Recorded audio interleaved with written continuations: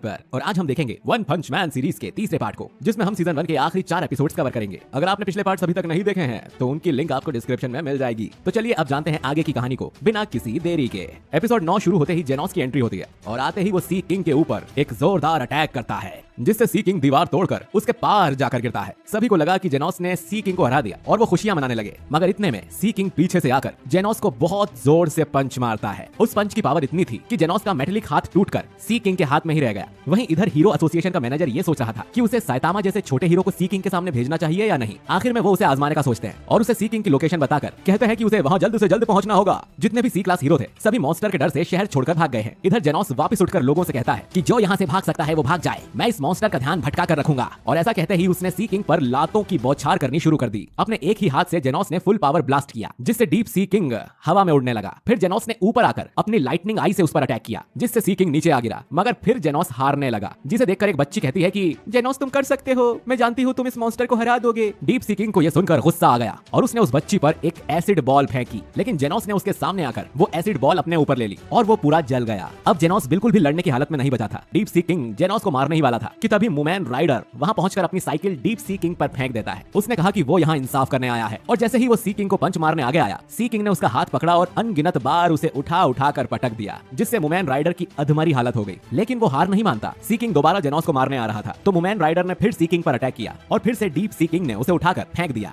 मुमैन rider ने कहा कि किसी को उससे ज्यादा उम्मीदें नहीं है और वो खुद भी जानता है कि वो ए क्लास हीरोज जितना लायक नहीं है, मगर फिर भी कोशिश करेगा। उसकी बातें सुनकर लोग इमोशनल होने लगते हैं और एक बच्चे ने चिल्लाया कि मुमैन राइडर तुम उसे हरा सकते हो। बाकी सबने भी बच्चे के साथ उसे हिम्मत दी, जिससे मुमैन राइडर जोश में आ गया और जैसे ही वो डीप सी किंग को पंच करता, डीप सी किंग ने ही उसे पंच कर दिया। लोगों की उम्मीदें दोबारा टूट गई, मगर मुमैन राइडर सीधा सैतामा के हाथों में जा गिरा। सैतामा वहां पहुंच गया था और फिर उसने मुमैन राइडर से कहा कि तुमने अच्छी फाइट की। फिर सैतामा की नजर जेनोस पर पड़ी और उसने पूछा कि क्या वो अभी जिंदा है, जिस पर जेनोस ने मास्टर पुकारा। इतने में डीप सी किंग ने सैतामा के पीछे आकर उसे एक दमदार पंच मारा, मगर सैतामा तो सैतामा है भैया, उसे फर्क नहीं पड़ा। ये देखकर सी किंग खुश हुआ कि वो बाकी सभी बेकार हीरोज से थोड़ा अलग है, जिस पर सैतामा ने जवाब दिया कि यार सी किंग तुम्हारा पंच बहुत कमजोर था। यहाँ के लोग ये सब देख रहे थे, मगर कोई सैतामा को नहीं जानता था। किसी ने कहा कि ये सी क्लास के सेकंड रैंक का हीरो है और सी क्लास सुन लोग वापस निराश हो जाते हैं। तभी डीप सी किंग फिर सैतामा को मारने आता है, लेकिन सैतामा ही उसे एक पंच मार देता है जो इतना स्ट्रॉन्ग था कि आसमान के सारे काले बादल साफ हो जाते हैं और धूप निकलने लगती है। और हाँ, सी किंग भी मारा जाता है। जेनोस ये देखकर हल्की सी स्माइल करता है। अब लोगों में बात होने लगती है कि ये मॉन्स्टर तो एक पंच में ही मारा गया, मतलब बाकी के सभी हीरोज में उसे हराने का दम नहीं था। पता नहीं हीरो एसोसिएशन कैसे कैसे लोगों को ले लेती है जो हमारे भरे हुए टैक्स पर पलते हैं, मगर हमारी सुरक्षा नहीं कर सकते, वरना इस मॉन्स्टर को एक पंच में ही हराया जा सकता था।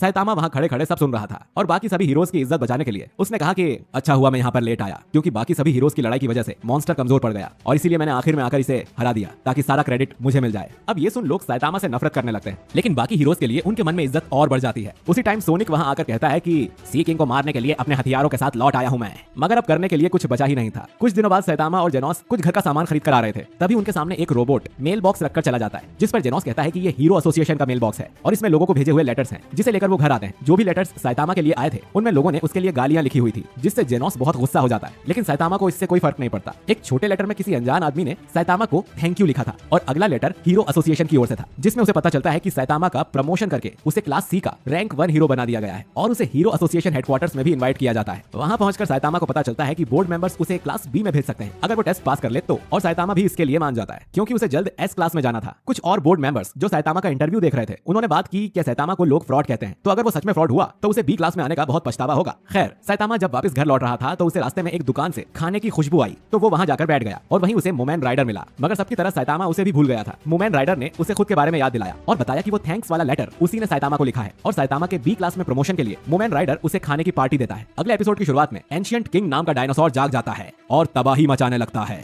उसे हीरो एसोसिएशन के मेंबर्स ने हथियारों से मारने की कोशिश की, मगर कुछ नहीं हुआ। फिर वहां एक S class hero terrible tornado यानी कि तासुमाकी पहुंचती है, जो कि उस डायनासोर से बहस करती है। एंशिएंट किंग इस टोर्नेडो को मारने आगे बढ़ता है, मगर हम देखते हैं कि टोर्नेडो में साइकिक पावर्स हैं, जिससे वो बचकर वहां से हट जाती है और फिर स्पेस में से एक बड़ा सा मेटेओर उस डायनासोर पर गिराकर उसे मार देती है। इसके बाद हम सैतामा और जेनोस को एक डोजो में देखते हैं, जहां सिल्वर फैंग जो कि एक मार्शल आर्टिस्ट है वो इन दोनों को अपनी कुछ टेक्निक्स दिखा रहा होता है, मगर दोनों का ही उसमें कोई इंटरेस्ट नहीं था। ये सुन बैंक का इकलौता स्टूडेंट बहुत गुस्सा हो जाता है, लेकिन जेनोस को देख वापस शांत भी हो जाता है। सिल्वर फैंग बताता है कि एक टाइम पर उसका डोजो कमाल के स्टूडेंट से भरा होता था, लेकिन उसका बेस्ट स्टूडेंट गैरो पागल हो गया है और उसने सिल्वर फैंग के सभी स्टूडेंट्स को बुरी तरह जख्मी कर दिया। तभी हीरो एसोसिएशन से एक आदमी यहाँ आकर इन्हें बताता है कि हेडक्वार्टर्स में इमरजेंसी मीटिंग रखी गई है और सभी एस क्लास के हीरोज को बुलाया गया है। जेनोस सैतामा से कहता है कि मामला सीरियस है, तो मास्टर आपको भी चलना चाहिए। तो सैतामा भी इन दोनों के साथ हेडक्वार्टर्स चला जाता है। वहाँ सबसे पहले उनकी मुलाकात S class rank 4 hero atomic samurai से होती है, जो कि सैतामा से हाथ भी नहीं मिलाता क्योंकि वो एस क्लास में नहीं था। इसके बाद टोर्नेडो भी सैतामा जैसे छोटे हीरो को यहाँ देखकर उसे गालियां सुनाने लगती है। ये सुन सैतामा बोलता है कि ये बिगड़ी हुई बच्ची किसकी खो गई है, मगर जेनोस उसे बताता है कि वो असल में क्लास एस रैंक 2 हीरो है। हेडक्वार्टर मीटिंग में रैंक 6 और रैंक 1 को छोड़कर सभी एस क्लास हीरोज आ गए थे। पूरी prisoner, metal bat, tank top master,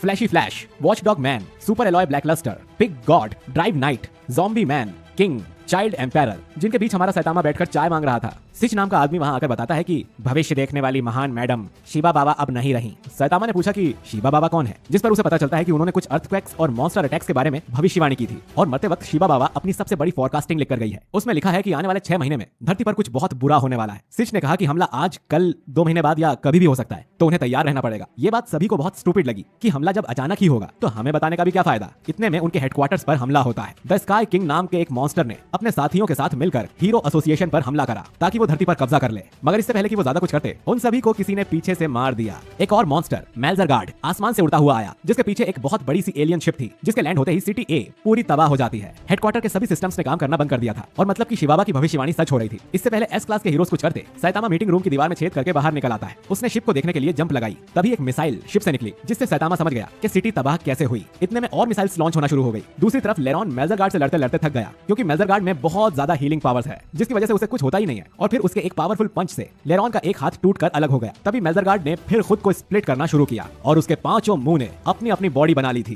तभी S class hero atomic samurai ने सारे मेल्जरगार्ड पर एक साथ हमला करके उनके टुकड़े टुकड़े कर दिए, मगर वो वापस जुड़कर एक हो गए। जिसके बाद बाकी सब एस क्लास हीरोज भी वहां पहुंचकर लड़ने लगे। बिल्डिंग में वर्कर्स को ऑर्डर आया कि जल्द से जल्द सिटी ए और आसपास की सिटीज को खाली करवाए और सेफ्टी बढ़ा दे, क्योंकि शायद ये गॉड लेवल का थ्रेट है। कुछ हीरोज ने एस क्लास के रैंक 7 हीरो किंग से सलाह ली कि वो क्या करे। किंग को पृथ्वी का सबसे ताकतवर इंसान कहा जाता है और सभी हीरोज उसकी रिस्पेक्ट करते हैं। शिप बहुत ऊंची है जिस पर पहुंचना बहुत मुश्किल है, तो मैं कुछ नहीं कर सकता हूं। टोर्नेडो ने यह सुनकर अकेले शिप का सामना करने का सोचा, जिसमें जेनोस उसका साथ देना चाहता था, मगर टोर्नेडो ने उसे मना कर दिया। लेकिन जेनोस बेफिक्र था क्योंकि उसने देखा कि सैतामा शिप के अंदर ऑलरेडी जा चुका है। जेनोस मन में कहता है कि ऐसी कोई नस्ल नहीं है जो मास्टर को हरा सके, अगर होती तो इंसान कब के खत्म हो गए होते। शिप के अंदर कई सारे मॉन्स्टर को खत्म करके सैतामा जब थोड़ा अंदर आया, उसे ग्लोरिबस मॉन्स्टर मिला, जिसने बहुत बड़ी बड़ी बातें की, मगर सैतामा उसे पंच मारते हुए आगे निकल गया। सैतामा इन एलियंस के बॉस को खोजते हुए शिप में तबाही मचाना जारी रखता है। अब इसके बाद हम गेंशु नाम के मॉन्स्टर को देखते हैं, जो हैरान है कि उनका सबसे बेस्ट फाइटर ग्लोरिबस एक झटके में हार गया। उसके पास उनका बॉस बोरोस आता है, जिसे गेंशु ने बताया कि सैतामा ने 4 मिनट के अंदर 23% शिप बर्बाद कर दी है। जिस पर बोरोस ने कहा कि चिंता मत करो, जब तक पावर स्पीयर सेफ है तब तक शिप को कुछ नहीं होगा।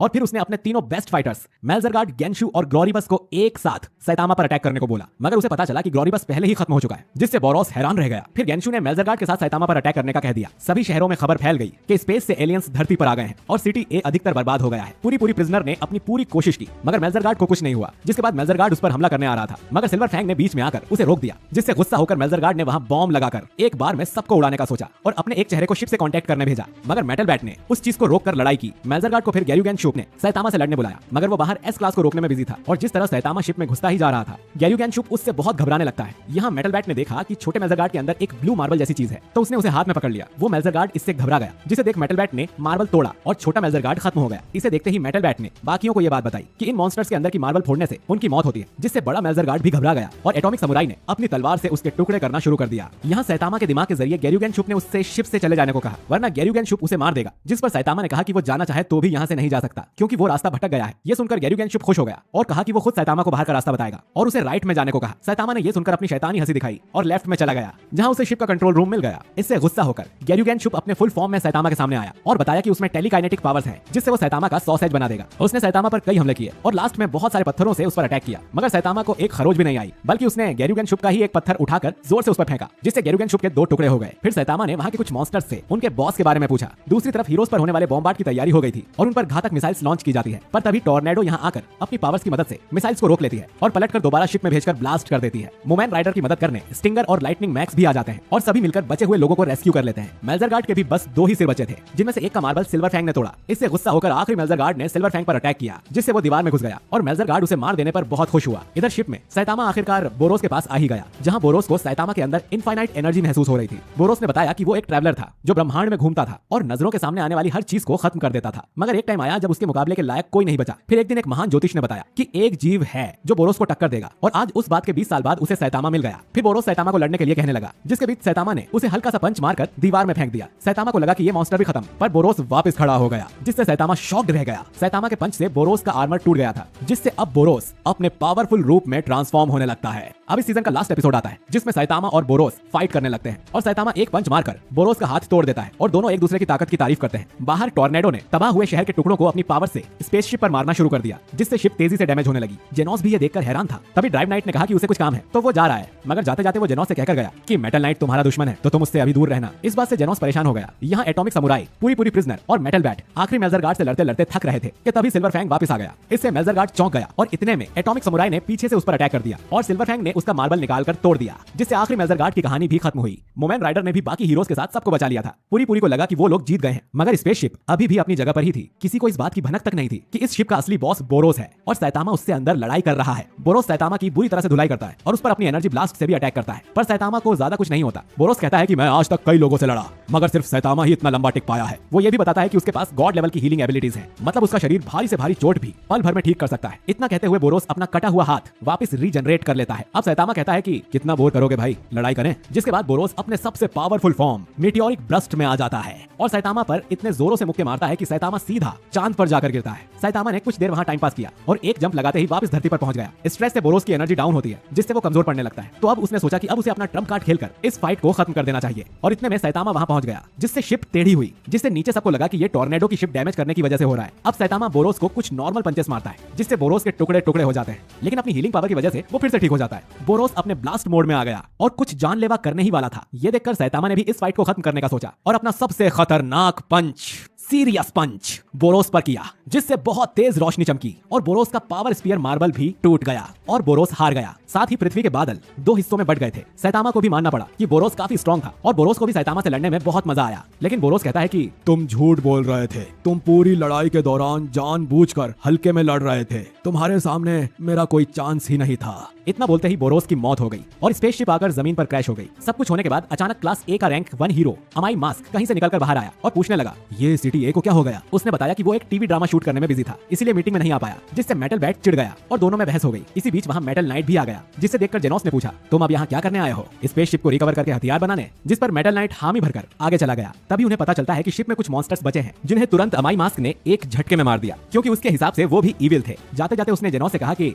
वो आते ही काफी बिजी चल रहा है, मगर असल में एक बड़ा डिसअपॉइंटमेंट है एस क्लास पर। सिल्वर फैंग ने उसे अमाई मास्क की बातों पर ध्यान ना देने को बोला, मगर अमाई मास्क ने जेनोस को अपना वो रूप दिखा जो सैतामा से मिलने से पहले हुआ करता था। उसके साथ भी कुछ इतना बुरा हुआ होगा कि वो बस एविल को खत्म कर देना चाहता है। तभी उसे अचानक याद आता है कि मास्टर सैतामा कहाँ है। टॉर्नेडो शिप के बाहर खड़ी उसे देख रही थी और इतने में सैतामा उसे तोड़कर बाहर निकल आता है। टॉर्नेडो ने आकर उससे पूछा कि वो आखिर अंदर भी कैसे गया। तभी वहां जेनोस आया और सैतामा उसे बोरोस के बारे में बताते हुए वहां से जाने लगा। टॉर्नेडो को दोबारा दोनों ने इग्नोर कर दिया, जिससे वो गुस्सा हुई और दोनों के ऊपर चिल्लाने लगी और वो सैतामा को गालियां देने लगती है, जैसे उजड़े चमन, गंजे, अंडे, लाइट बल्ब, टकलू, टेनिस बॉल, इस तरह से ये सब बोल रही थी। सैतामा ने जेनोस से उसे चुप कराने को कहा, जिससे जेनोस ने टॉर्नेडो को कहा कि चुप करो बिगड़ाई लड़की, वरना अच्छा नहीं होगा। और टॉर्नेडो ने बदले में जेनोस को दीवार में फेंक दिया। सिल्वर फैंग ने फिर वहां आकर टॉर्नेडो को वहां से भेज दिया और सैतामा ने देखा कि जेनोस दीवार में चिपक गया है, तो वो उसे बाहर निकालने की कोशिश करता है, लेकिन वो गलती से जेनोस का हाथ ही उखाड़ लेता है। सिटी ए पूरी तरह बर्बाद हो गई थी, पर कई लोग बच गए थे। मेटल नाइट ने स्पेसशिप को वेपन्स बनाने में यूज कर लिया और हीरो एसोसिएशन का नया हेडक्वार्टर बन गया, जहां इतने रोड्स थे कि कोई भी हीरो जल्दी से किसी भी सिटी में पहुंच सकता है। और इसी के साथ वन पंच मैन का सीजन 1 खत्म हो जाता है। पोस्ट क्रेडिट सीन में एक बड़ा मॉन्स्टर प्लूटोन सिटी जेड में तबाही मचाने लगता है, लेकिन सैतामा उसे एक पंच में मार गिराता है। तो दोस्तों, अगर आपको ये वीडियो पसंद आया है तो इसे लाइक और शेयर जरूर करें, और अगर आप चाहते हैं कि मैं ओपीएम का सीजन 2 भी एक्सप्लेन करूं तो कमेंट में सीजन 2 जरूर टाइप करिएगा। बाकी मैं मिलता हूं आपसे बहुत ही जल्द एक नए वीडियो के साथ। शुक्रिया।